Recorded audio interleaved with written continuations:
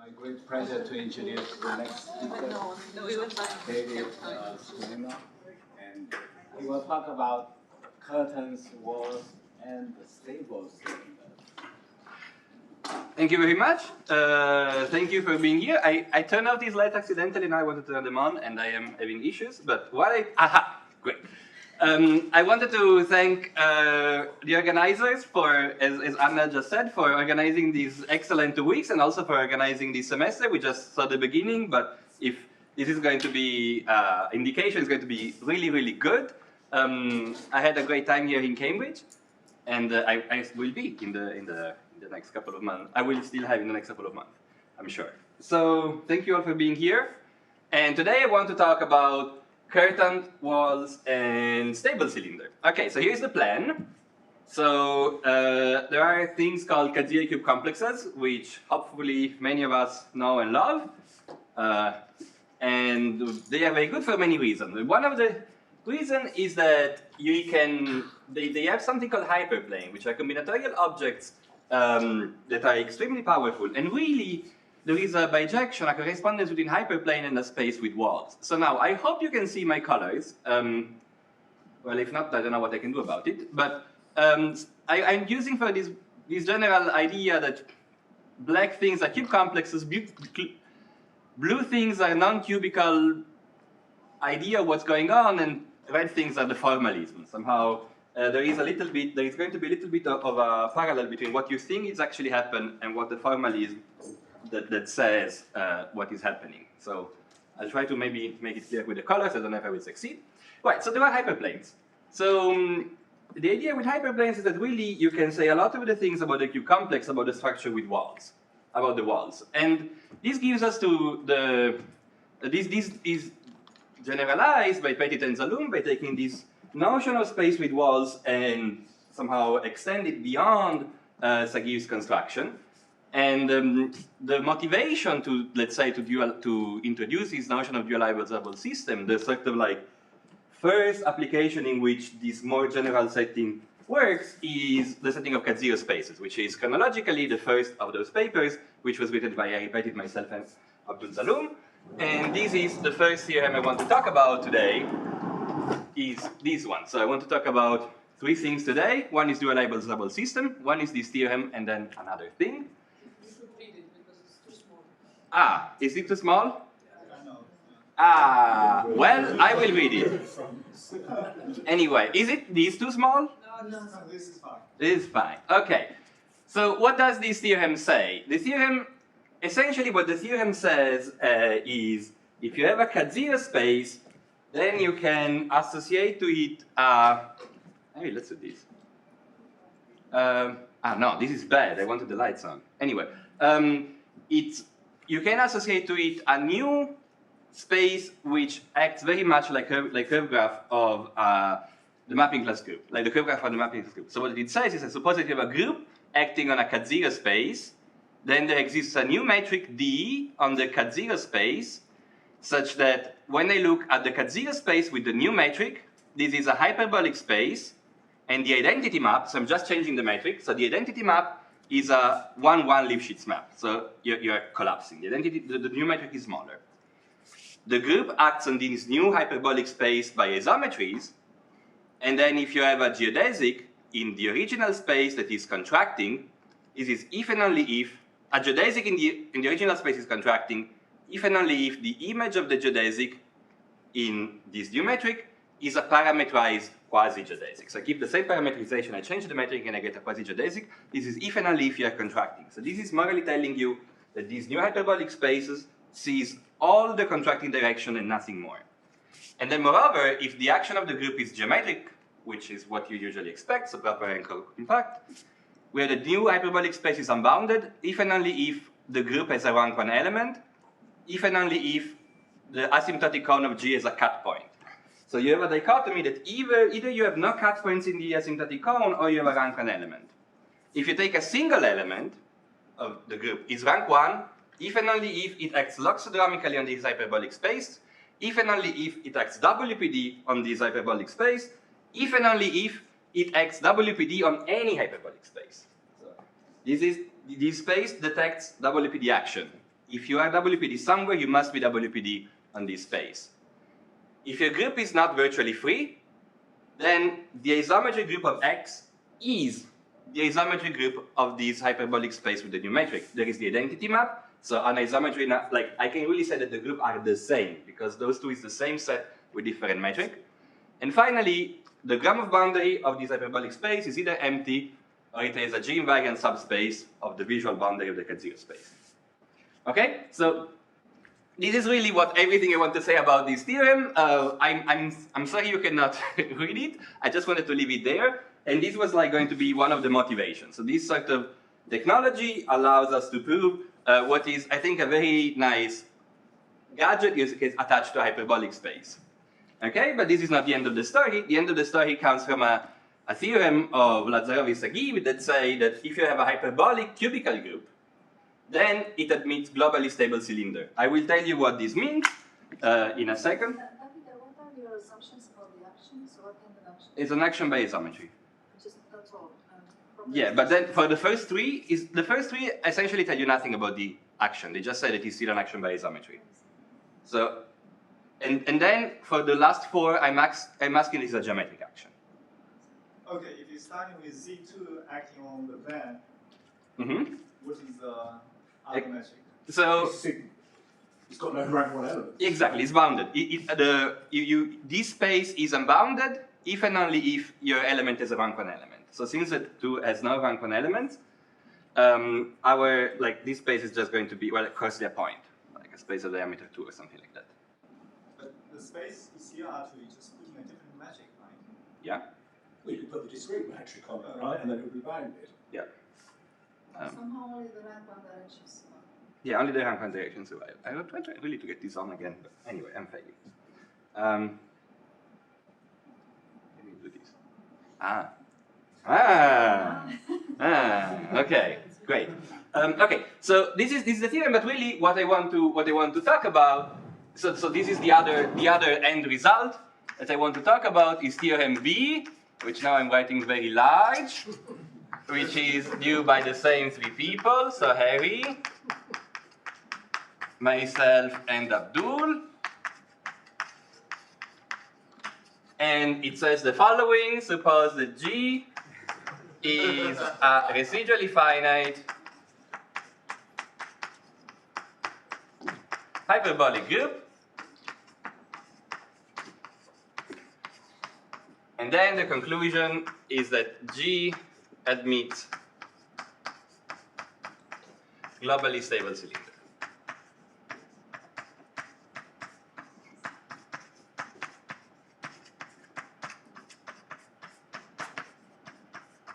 Okay, so those are, theorem A, theorem B, and the realizable system are the topic of the talk today. Okay, so let's get into it. Let's have a recall and an overview on Cat0 cube complexes. So this is the sort of thing that if you know, you know. If you don't know, it's unclear if it's going to be helpful, but I try to isolate, I try to imagine you're talking to someone and doesn't know and isolate what are the things that matter.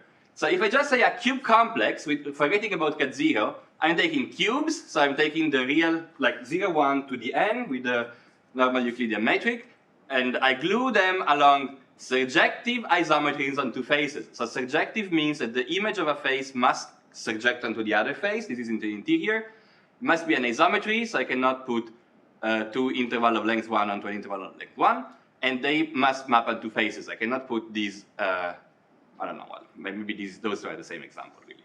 But yeah. And when I ask Cat0, I ask two things that are, I want the space to be simply connected at some link condition. But really, for all the purposes, I want that hyperplanes are well behaved. So what are hyperplanes? Hyperplanes I define the follow. So here is a Cat0 cube complex, which I was told is mandatory, it must look like a cat. So I have, what is a hyperplane? I start taking a cube and restrict one coordinate to 1/2. Okay, so this is what I do. Here is an example in action. And then I propagate. So you see then these intersect another cube on a 1/2, and then you propagate and just keep going. Okay? And so here is some more examples. And when I mean well behave, I mean that each hyperplane separates is two-sided and they are convex, which should mean they do not self-intersect. Okay, so morally, hyperplanes look like this. This is really, if you don't know anything about Katsura-cube complexes, this is the one thing you need to know. There are hyperplanes which are things that cut it into well-behaved halves. Okay? Great. And what is the key fact? So I have a Katsura-cube complex, but really I want to look at the one skeleton, which is a graph. Okay? And really I want to look at a metric which is the metric on the one skeleton on the set of vertices. So this is what I really want to do. I want to take two vertices and measure the distance in the one skeleton. And if I take any two vertices, the distance to the one skeleton is the number of hyperplanes that separate them. Okay, so this is a key fact. This is really what is important. And now if you think about this a little bit, you start thinking, well, maybe the geometry of the Katsura-cube complex, it's really just determined by the hyperplane. This key fact is very easy to prove, by the way. If you just are bored and don't know about it, it's very easy. So the geometry of the whole Katsura-cube complex, it's really understanding how the hyperplanes are arranged. So the idea is that if I give you a set of vertices, and then a set of hyperplanes, and then I tell you, so starting from a Katsura-cube complex, which vertices each hyperplane is separating, then you can reconstruct the one skeleton, and then once you have the one skeleton, the rest is, it must follow, like, one skeleton determines the rest. So why? Because once I have this information, I can use this fact to have the distance on the vertices of the one skeleton, so I can reconstruct the graph. So what does it mean formally? The set of vertices is a set, right? And knowing the set of hyperplanes and which vertices each hyperplane is separating is just saying I have a set of partitions of my vertex set into two halves, okay? So I will denote a hyperplane or a wall or the thing that divides by h, or hyperplane, and the two half spaces are going to be denoted by h plus and h minus. Okay, so this is the idea. So the idea of Sagi's construction is we just take this information here, this notion, we axiomatize it, and we see what we get. Okay? Questions? Great. This gives us the wall spaces. Okay? In my maybe poorly chosen color coding, this is more like now we get into formalism. We had the intuition before, and now we try to work out our way through the formalism. So a space with walls is a pair, maybe I want to write these on the board to have it. A space with walls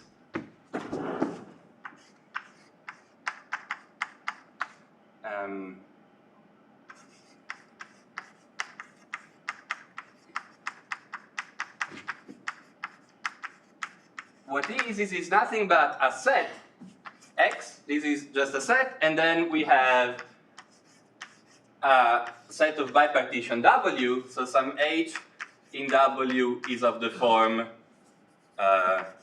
H equal H plus this joint union H minus equal W, so those are bipartition, and yeah, we require them to be non-empty, and then we have one condition. If we take for each X and Y in my original space, the number of hyperplanes or walls that separate H and X and Y, this is a finite number. Okay, so this is the only one condition that we have. Okay, and so we start with this condition. What is our naive idea? Well, so we want to somehow make the dual of this partition. We want to go from the set of hyperplanes to the cube complex. So we want to make a dual. So well, what should this dual be? Well, the vertices morally should be the connected components of X when I cut out the hyperplanes. Right? And an edge should be if two connected components separated by one wall. So if I start with this sort of pi with 3 walls, I would get a number 7, a number of vertices, and it would look like that. Okay, so this is the naive idea. But really, Sagi's intuition is the following. In In the definition, is it W equals H plus disjoint on H-. Yeah, that's round. Thank you. That should be. Thank you very much. This should be H, small h. Sorry. X. So, yeah, X. That is correct. Did I write it here? Yes. Somehow my notation is consistently wrong. So H is equal to, oh my god, the bipartition of the whole space into two halves, okay? Yeah, thank you for pointing it out. Right, and so what is the intuition that Sergeyev had is that, well, look at this dual. This dual is not a Katsura cube complex. Now, you would need to know why because he didn't give the definition, so just trust me on that. It's not a Katsura cube complex, but it can be completed to a Katsura cube complex. So like if I add an extra vertex, which is connected to those three vertices here, I do get a cube, okay? So this is the intuition. And then from this intuition, I would have that those three walls correspond to the three hyperplanes of this cube, okay? So this is the idea.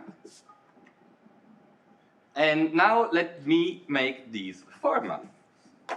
So, skip these, maybe. I now want to make this whole notion formal for Katsura complex.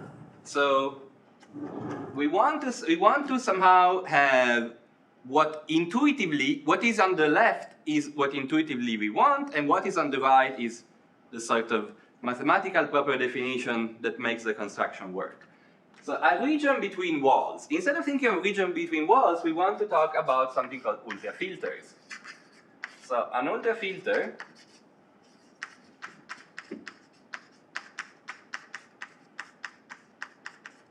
on a set W, a set of partitions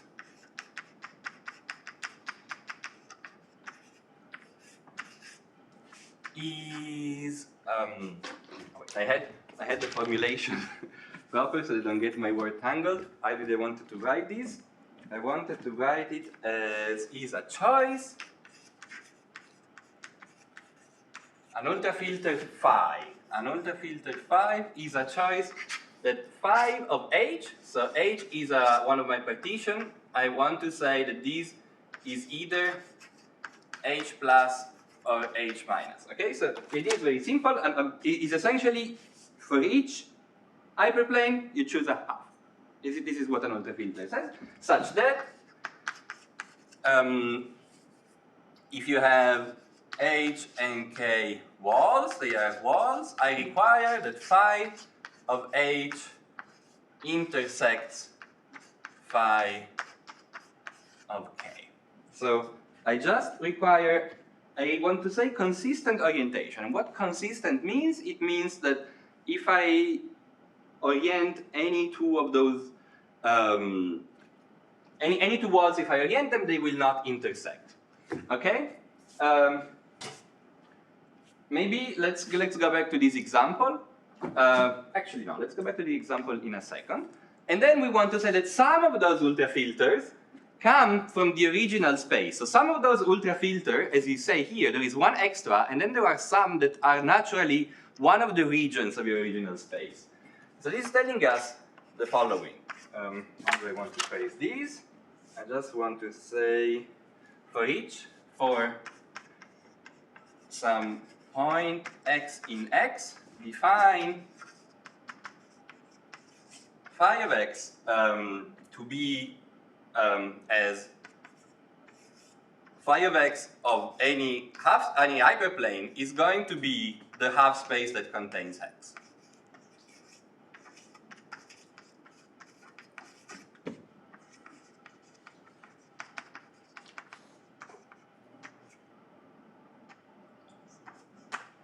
Okay, so again, let's maybe go back to the naive idea. The naive idea, you want to say that the vertices are the connected components that you obtain when you cut all of the hyperplanes. So this is the same as saying ultrafilter requires, which is here, require that when I choose my half spaces, they all intersect. If the pairwise intersect. If the global intersection is non-empty, those two notions are now the same. Because if the global intersection is non-empty, essentially what I'm saying that there are all of those half spaces that when I turn them in some direction, they all point towards a region of the space. And this is what this definition is saying. I can do the other way around. I can pick any point on the space, and they say, well, orient all of the half space towards me. So this gives me an ultrafilter because clearly, whenever I take two hyperplanes, the chosen half spaces will intersect because X will be in both of the chosen half spaces. Okay, but the whole point is that there are other ones. So if you look at this picture, how can you get other ones? So suppose that you orient for all of those three hyperplanes, you orient pointing away from the center. Now those will still pairwise intersect, right? Like if I pick the yellow and the purple, they will pairwise intersect in this region, but they will not be a common intersection of all three of them. So this is giving us the extra point, which is morally what is missing. It is morally what is missing to be a Katzev complex. Okay? So this is what we want to talk about ultrafilters. And then we now want to have notion of what does it mean to be separated by a wall. I say that phi and psi are separated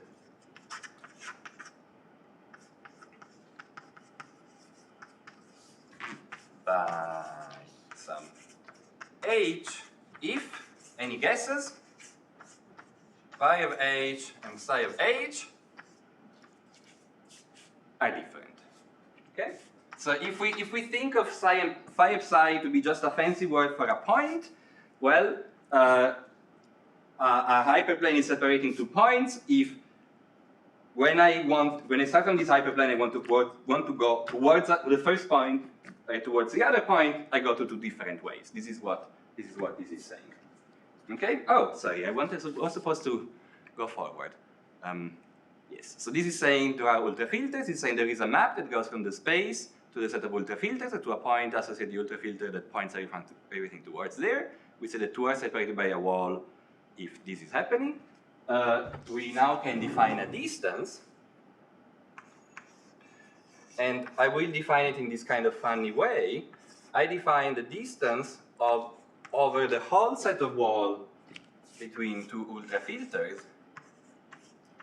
This is going to be the maximum for all elements into the W. So for all collection of walls, I say it's the maximum of the norm of C such that all elements of C separate phi and psi. Okay? So this is really a kind of I wrote here a fancy version, which is going to be useful later, to say, well, now the distance between 2 ultrafilters is just the number of walls that separate them. Okay, and again, if you think that ultrafilters are point, this is just the same thing. I'm just changing the formalism. And finally, I define the dual space. The dual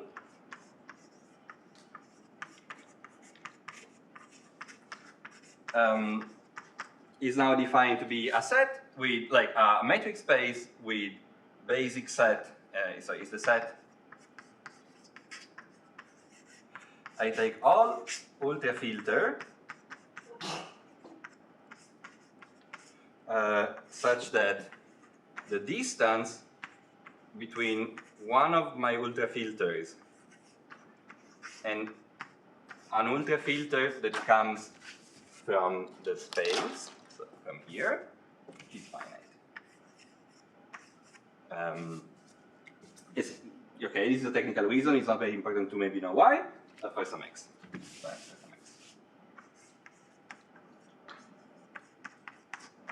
And the distance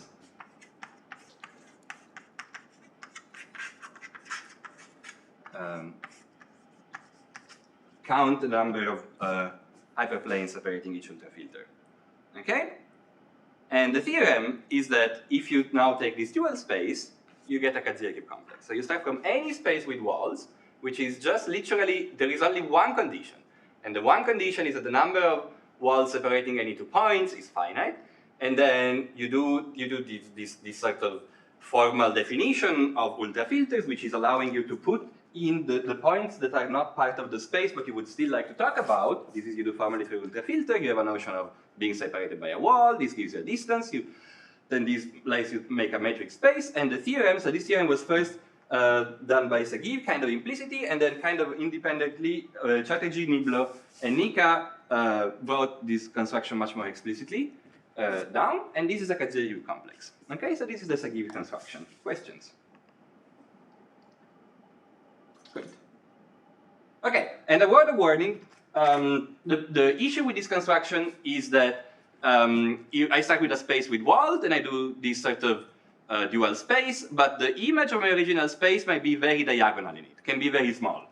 And so here is a picture that I spent way too much time on it, and it's still bad, so apologies on that. If I just take the plane tessellated by hexagon, and I take the three hyperplanes that come from the, like the three reflections, if this is a Coxeter group, then if I now try to draw these in a Kadzielewicz complex, I would get a diagonal plane inside R3.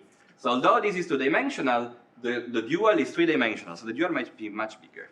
Okay, but this doesn't really quite happen if the original space is hyperbolic. And what do I mean? Fine, these I'm sweeping details under the rug, but the whole idea is that those walls must come from the metric.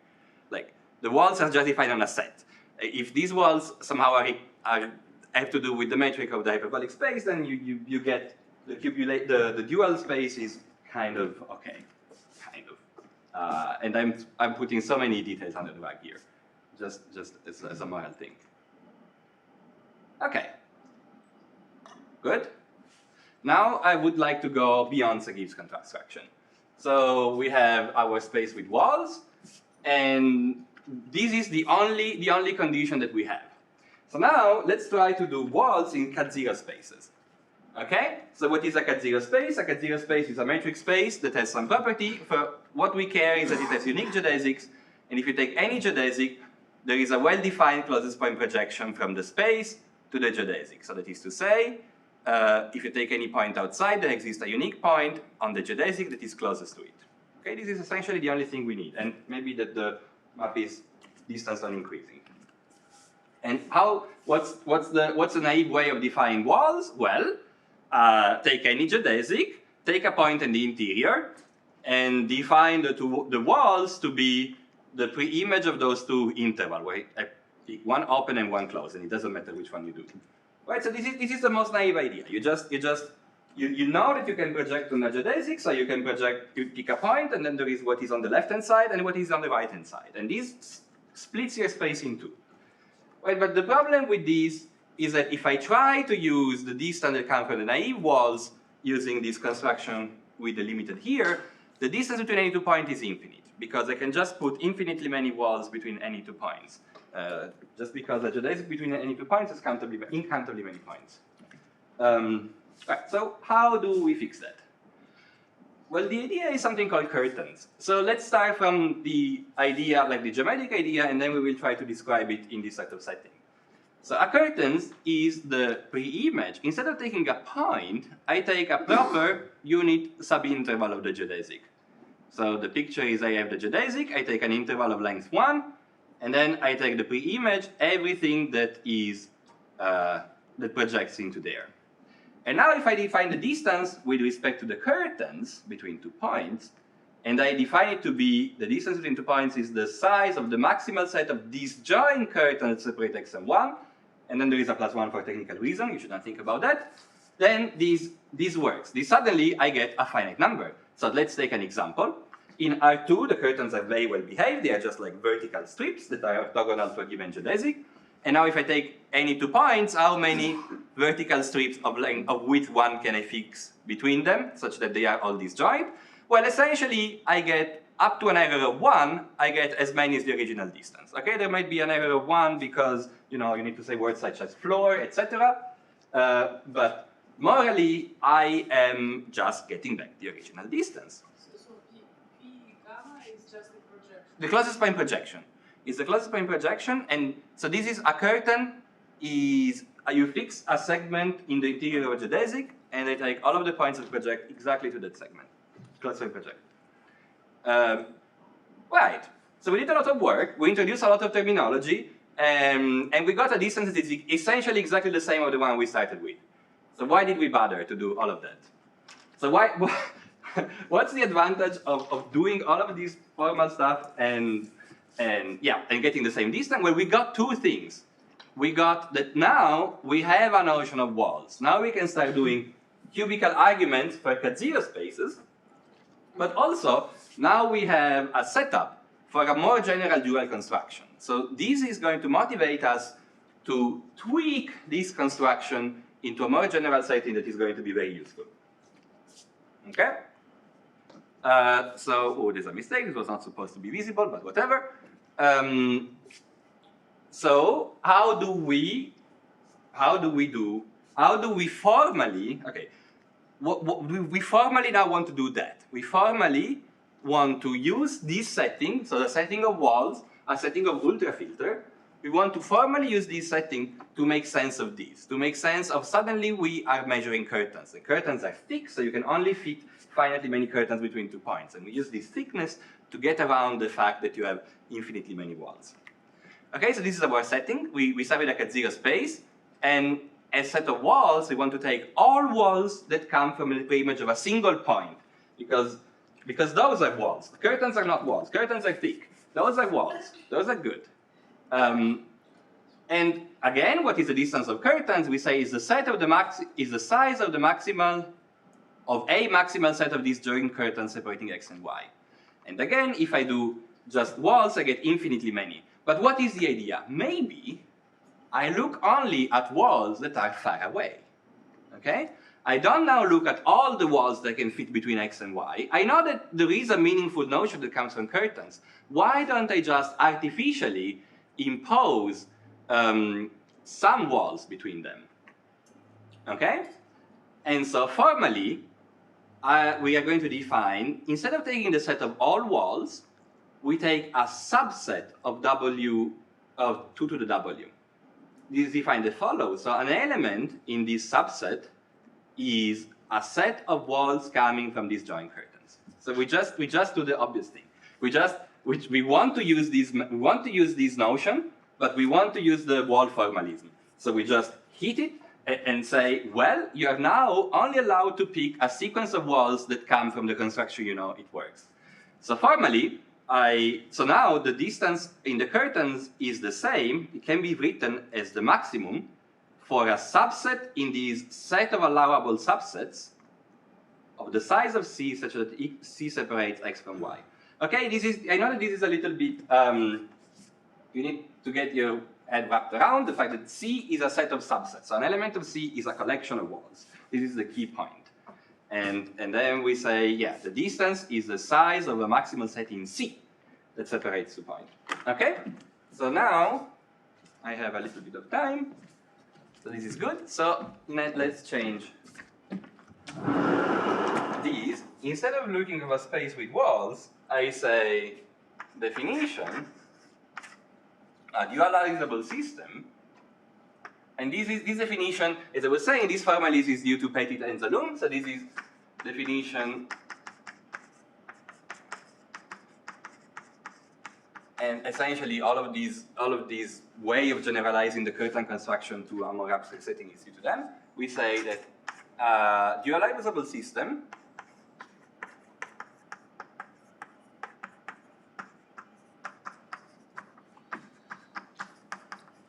is a triple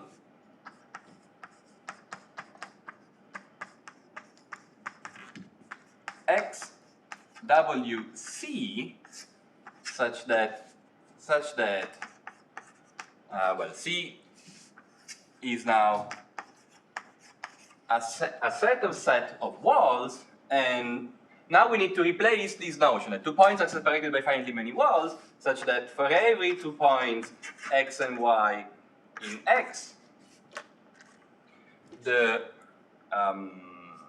what do I want to write? I want to write the maximum for C in C of the length of C such that every element of C separates X from Y. So this is finite. Okay? And then we can do everything like that. We can, again, we define ultra filters, etc., etc. And the only thing that changes is now we change this metric. We will now define to be the metric with respect to C, and we change this one to just be with respect to C. Okay, so formally we just take, can you see? We just take exactly the same construction, but now we change the way we define the metric. Okay? Questions?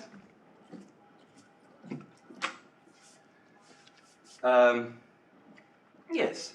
And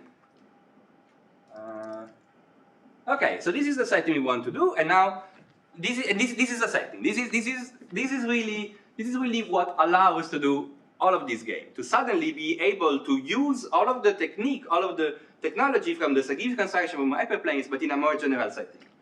And so let me first give a very, very, very, very brief overview of theorem A. So extremely quick. So what is the idea? The input is that we start from a Cat0 space, and then we do something called the curtain model, which is we obtain this new hyperbolic space, which collapses all of the flat regions. How do we do that? How do we collapse all the flat regions? Well, what is a flat region? We think of a flat region as a pencil of flats. Flat is brown, I wanted to say pencils of hyperplanes, sorry. So a flat region is a region when I can see somehow a lot of hyperplanes that go one way, and they are all crossed by a bunch of hyperplanes that go the other way. And so formally, what do? We essentially define a set, one of these set curly C, to be the set of walls that they come from these joint curtains. So it makes sense. The distance between any two points is going to be finite, but now we have another condition, which essentially, this is a bit hand wavy, they are not part of a big pencil. So now you want to go from one point to the other, you want to define this new distance, and it's really more complicated than that. but the basic step is you start saying, okay, now I have this setting, I count how many walls I can put between them such that those walls are not part of big pencils. And yeah, again, this is to remind ourselves what C means. I don't know if it was really important. And this works, and this gives you a hyperbolic space. Now, this is just an overview. It's going from here to the theorem is a lot of work. There are a lot of items in there, there are a lot of properties, etc., etc. But this is what makes all of the game start. You now have a distance, and then we will need to tweak the distance, etc. But now this allows you to really gives you an idea to how to extract hyperbolicity. Just to say, I don't touch these pencils of flat. Okay. Okay. If there are no more questions, I would like to go to the last part of the talk, which are stable cylinders. Okay? So I will really, as I did in the Cat0 space, I will spend very little time talking about the proof, and I will try to give you more an idea of what those stable cylinders are and why we care about them. So the motivation for a lot of metric part of geometric theory is that trees are easy. Right? So tree is a space where any geodesic triangle is a tripod. Okay? And I want to think that geodesic triangle is a fine notion, and tripod is a fine notion. So those are both fine notions. And when we think of hyperbolic spaces, we are keeping geodesic triangle, which is a fine notion, and we are replacing it with thin triangle. So instead of having a tripod, instead of having something that is a tripod on the nose, we have a tripod up to an error. Okay? And the idea of stable cylinders is to do the opposite. Is to make coarse the idea of geodesic triangle, but keep fine the idea of tripod. So let me give you a definition. We say that three cylinders. I'm really having some technical issues with the slide. Of course, this was supposed to appear before, but what is the definition? I say, what is a cylinder? We want to make coarse the notion of geodesic triangle. So a theta cylinder, theta is not important, it's just a constant, for 2 points is denoted by the cylinder for xy, which is a subset of my original metric space, and is a subset such that it contains the geodesic or any geodesic between those 2 points, and it is contained in a neighborhood of, this is supposed to say the geodesic, sorry. It's supposed to say the geodesic. wrong. So it says that the geodesic xy is contained in the cylinder between xy, and the cylinder is contained in the theta neighborhood of the geodesic between xy. Okay, so it's a fat geodesic. It's nothing more as a fat geodesic. That's what it's saying.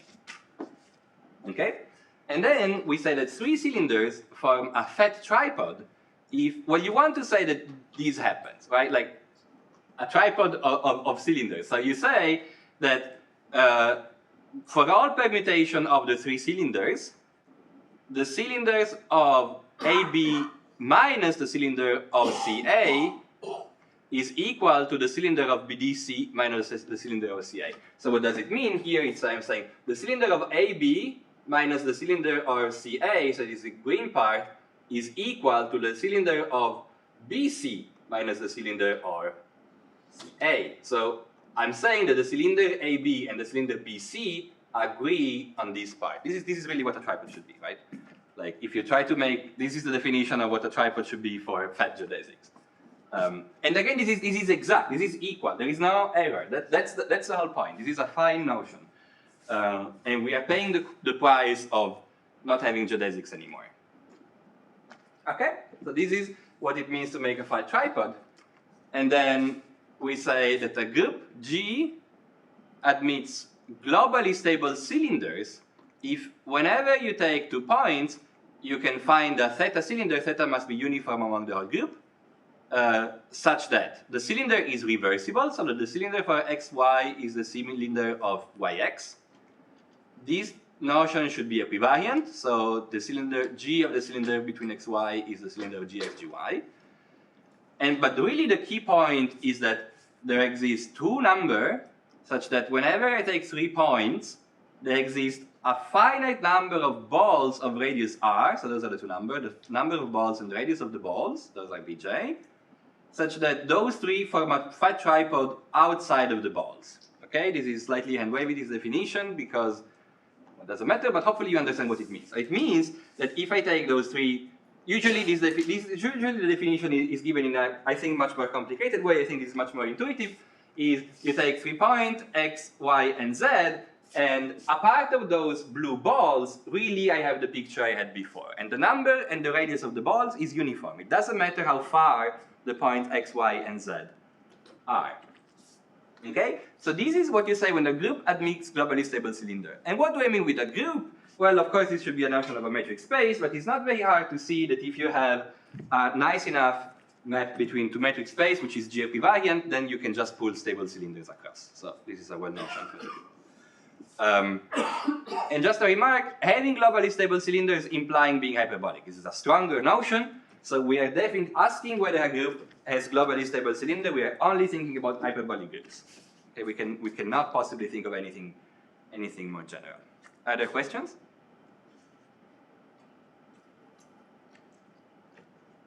Your groups are represented. My groups are hyperbolic. No, I mean before even this. All discussion is about fact represented. Sure. Do you need finite representation to prove this theorem? I think that's the question. We always assume that we have a hyperbolic group. No, okay. No. Nobody's saying it implies hyperbolic, it implies finite representation. Oh, this is just a metric thing. This is okay. If you have so if you need to have a group to have this notion, right? You can remove that notion. If you have, so now just pick a metric space which satisfies the first and the third. That metric space must be hyperbolic. Does this answer your question? Not sure. Okay, it is possible. So stable cylinders must be on a hyperbolic space. So the space in which they are defined must be hyperbolic. The action of the group doesn't need to be necessarily geometric.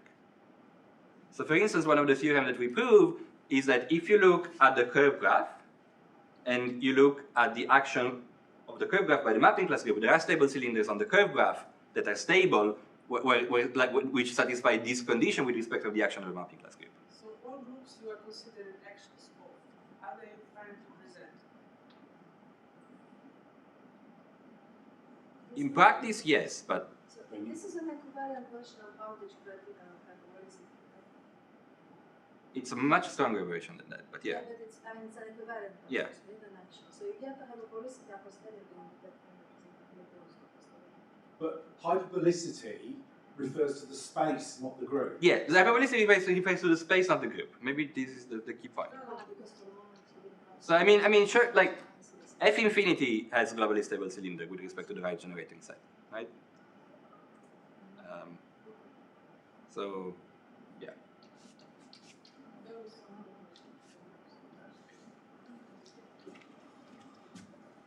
Okay, so a little bit. I did a terrible job in not erasing my slides properly. I apologize.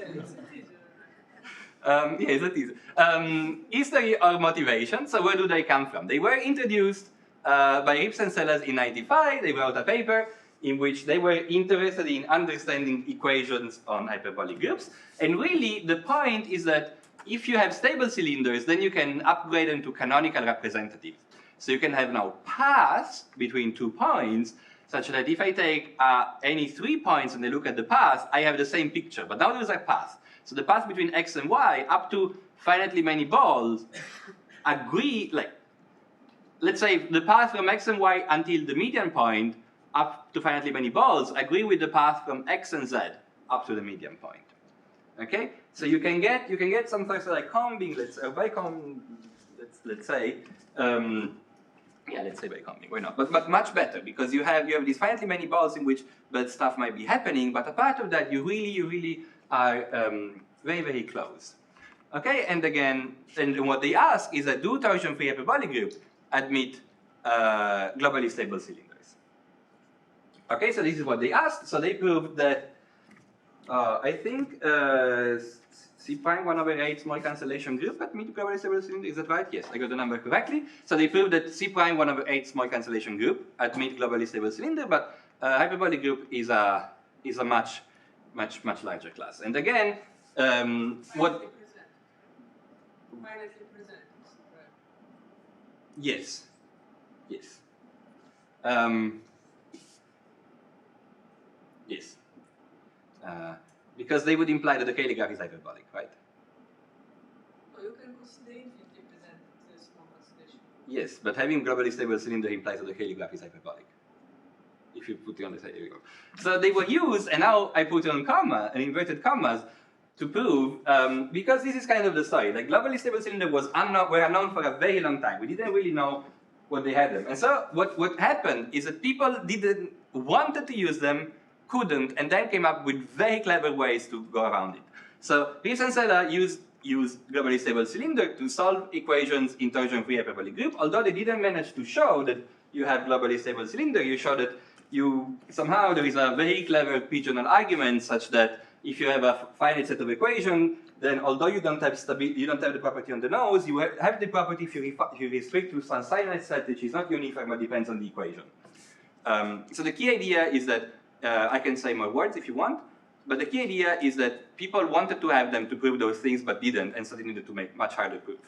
And the other one is a theorem of Nier-Lazarovich that if you take a group G that is not elementary hyperbolic, and if you take 2 subgroups of G that have the same finite index, that they must be isomorphic. Okay, this is a very, very nice theorem.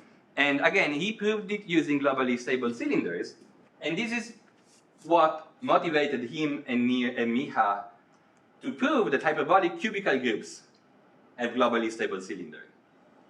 Okay, but then Nier realized that using something called Mineyev by combing and a much more complicated argument, he could get this result without knowing that whether a hyperbolic group had or didn't have globally stable cylinder.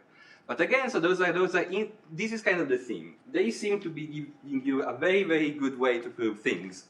But then, of course, I mean, like we do not know what people could have proved using them because we didn't know we had them, right? So we only know of proofs that survive using other techniques. So this is what they were used to prove right now, and they are a very natural question to ask.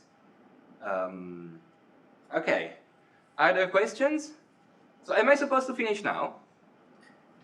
Yes. Yes, very good. So this is everything I wanted to say. If I had extra time, I would have had an idea of how would the... How How much group. is the Confused because there is 9. Yeah, but that's for the questions, I think. how much is the time? You said if you have extra time. I don't know, probably 10 minutes, but What about 5? Five for you and five for questions. Yes, let us discuss it. So, okay, let me just. No, not this. Okay, okay. So how does the theorem goes? The theorem goes as follows. The theorem requires you want to copy. Ideally, you want to copy the cubical case, and but the cubical case has one condition. Let me go to the previous slide, which is this one. Oops, which is this one. In a Katsir cube complex, only dimension many hyperplane can pairwise intersect. So this is the key thing you need. You need that. Like, because all the hyperplanes that pairwise intersect, they globally intersect in one point. This point must be in a cube, and you can only have dimension many. So there is a bound on how many you can have that intersect. And we have no choice of having that. This is just not true in general setting. And so what we do, the proof goes as follows. We start with a group G, which is residually finite, and then this is the only place where we use it. We use work with Svina, Bromberg, Fujiwara, and then Harry Pettit to show that it has a quasi-medium, quasi-isometric equivariant embedding into a finite product of quasi-trees. Okay? And if you take each of the quasi-trees, you can now look at So sorry, what are the assumptions we have on G? G is a residually finite hyperbolic group. This one. We're not talking about that. And now, in each of the tree, you do the obvious partition, right? The partition. How do you put walls on a tree? You remove a ball. So take the obvious partition, and take the associated set of walls, which is going to be something.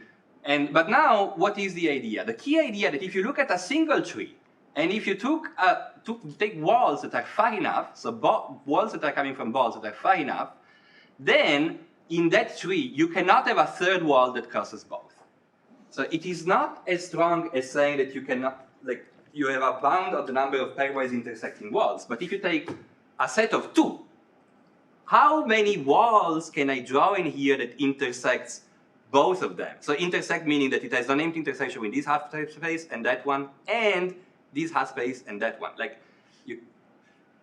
you cannot, like, there are all four, I didn't tell you all of them. You need to have all the 4 half spaces non-empty. These you cannot. So you have a notion of finiteness on the tree. And so this is what you do. You take the embedding of G into the product of trees. You now define your walls into colors. Each colors come from a tier tree. Then you need to dualize the argument because you need to add all of the extra point missing that come from the ultrafilter. So this is why you need all of these ultrafilter construction. And actually you do something more complicated than that. And this is really how it works. And I would need to tell you, well, this is why this is the bad picture, which comes from before, and I really should not tell you because I don't have time. But the key idea is that somehow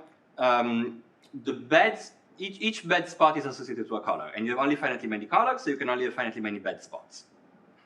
I am very happy to tell you more, but this is really the key idea. You deal with not having enough dimension, abundant dimension, with looking into embedding something to a product of quasi-tree. And this is something, we had this machinery for quite a while, but it took us a long time to realize that this was the way to do it, like by embedding into the product of quasi-trees. And this was an idea that Abdul had at some point, and so finally it worked. And so in theory, the theorem is really this. If you have a group, a hyperbolic group, that admits an equivariant and quasi-median quasi-symmetric embedding in a finite product of quasi-trees and Katsir cube complex, then it has globally stable cylinder. So actually, residually finite you don't need. If you could show that every hyperbolic groups satisfy these hypotheses, then you can upgrade the theorem without residual finiteness. And I'm now red, and so I will thank you for your attention.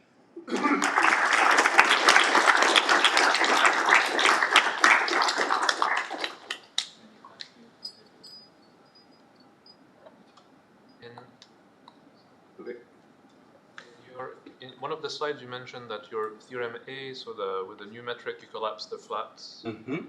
How does that new metric, compare to kind of the naive guess of just you cone off the flats?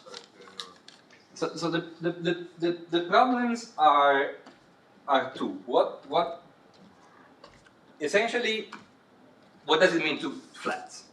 First, like, because what do you mean with flats? So the idea is that this gives you a good notion, like this sort of like grid is a good notion about flat is. If you ask for a quasi-symmetric embedded flat, you will not find it. Like you might just not find any, even though your space is not hyperbolic, right? Because you can have things that are getting closer and closer to flat, but never really limiting.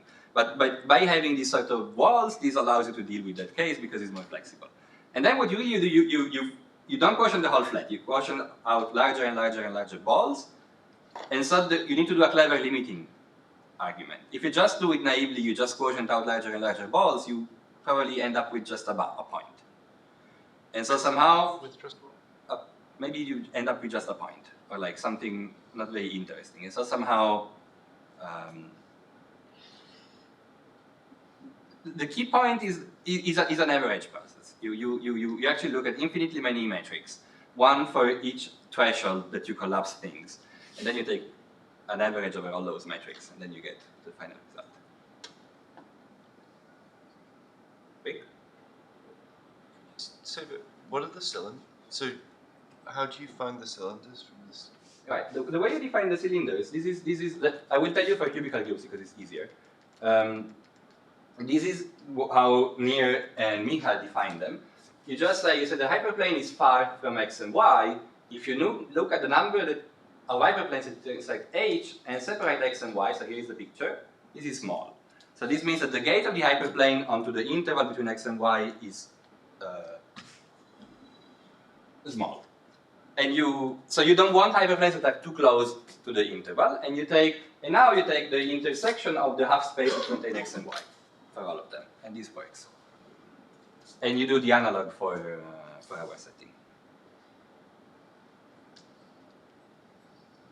So if you consider mapping class groups instead, obviously not hyperbolic, so they do embed equivariantly,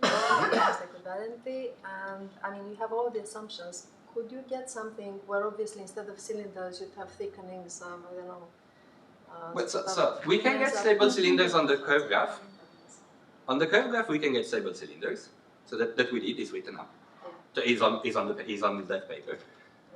It's not clear what should be the analog of stable cylinder. Some sort of union one intervals. I mean, it's plausible. I don't working obviously have a guess of what.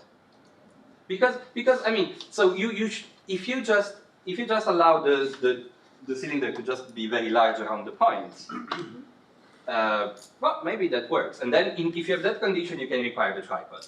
But if you want the cylinder to be close to the geodesic, then you cannot have the tripod. Otherwise, the Bowditch criteria tells you you're hyperbolic. Yeah, and then also the question would be, what would that be good for? I don't know. That would be interesting.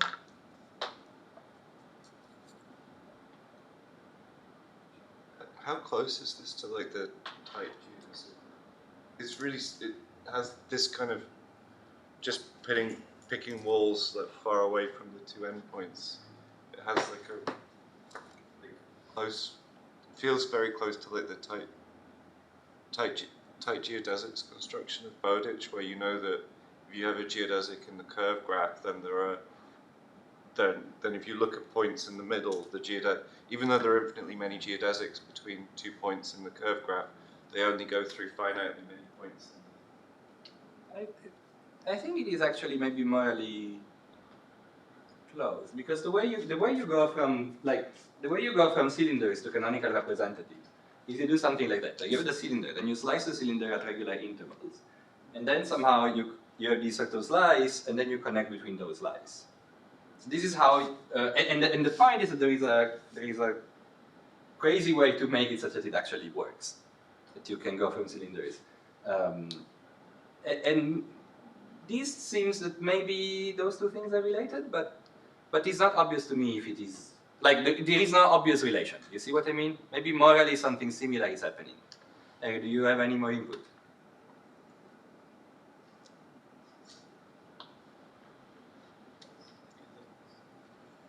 So if you take Burger-Moses groups, you take cut zero complex where it takes, and you do your stuff, so what do you get? You will get a bounded space. Yeah.